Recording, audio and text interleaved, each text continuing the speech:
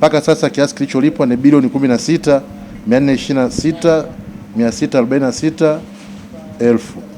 Naibu Waziri wa Maji Kundo Methi amefanya ziara katika halmashauri ya mji wa Kasulu mkoani Kigoma katika ujenzi wa miradi ya maji takriban 28 ili kuhakikisha huduma ya maji mjini Kasulu inafikishwa kwa wananchi.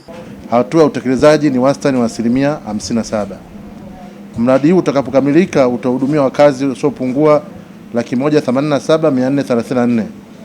Hali ya maendeleo ya mradi: ujenzi wa kusafisha maji kwa maana water treatment plant hapa tulipo, ambao ni 70% ya mradi wote, pamoja na kutoa muda wa miezi miwili ili kukamilisha mradi huo.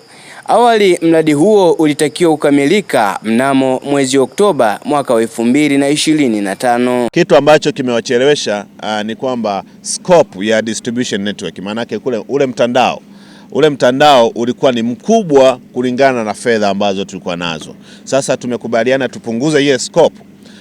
Tumebaki kwenye kilomita 42 ya mtandao wa maji, ambapo sasa hiyo tukishaipitisha, wao wataanza uzalishaji wa mabomba, na wakishazalisha nimewapa siku 60, miezi miwili, kuhakikisha kwamba bomba zitakapofika wachimbe mitaro na kulaza yale mabomba na kuhakikisha kwamba mtandao wa kilomita 43 umekamilika. Kwa hiyo hizo ndo shughuli ambazo zimeshabaki. Nimewapa siku 60, miezi miwili, kuhakikisha kwamba bomba zitakapofika wachimbe mitaro na kulaza yale mabomba na kuhakikisha kwamba mtandao wa kilomita 43 umekamilika. Naye mkuu wa wilaya Kasulu Kanali Isaac Mwakisu na hapa amesisitiza kukamilisha maelekezo hayo ili kuhakikisha wananchi wanapata huduma kwa wakati.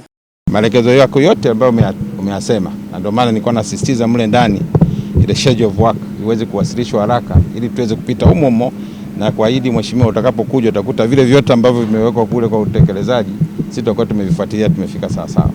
Ni bilioni 35 zimewekezwa kukamilisha mradi huu hadi kufikia Julai 2026, ambapo wakazi zaidi ya 100,000 wanatarajiwa kunufaika na mradi huu kutokana na ukosefu wa maji safi na salama uliokuwepo wilayani Kasulu kwa miongo kadhaa. Kwa tunadhani labda mradi huu unaweza ukaenda mpaka miaka 10 sasa, lakini leo nimthibitishie Mheshimiwa Naibu Waziri kwamba sisi wenyewe tunapokuja hapa tunaridhishwa na spidi. Tunaona namna ambavyo wanaendelea kulaza mabomba, tunaona namna ambavyo wanaendelea kujenga miundombinu. Kutoka hapa wilayani Kasulu mkoani Kigoma, usisite kusubscribe. Hii ni Kanyuka TV.